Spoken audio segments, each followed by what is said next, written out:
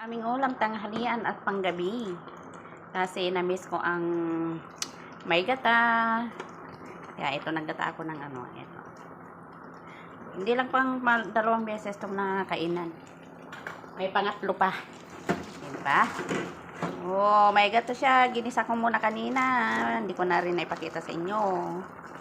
Ginisa ko muna. Tapos kinutsa-kutsa ko.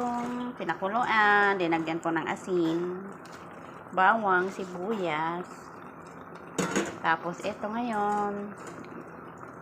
Kasi malambot naman na ng linagyan ko ng gata. Tapos yung sitaw, ito pechay.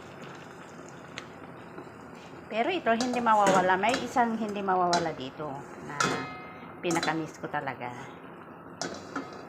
Papakita ko sa inyo. Ito guys, ang pinaka-miss ko ditong luto, yung may sili. Diba? Masarap kumain pag may sili. Pero ang gagawin ko, maghiwalay muna ako para sa aking kasama. Kasi, hindi siya pwede ng maanghang. Maghiwalay muna ako para sa kanya, tapos lalagay ko yan.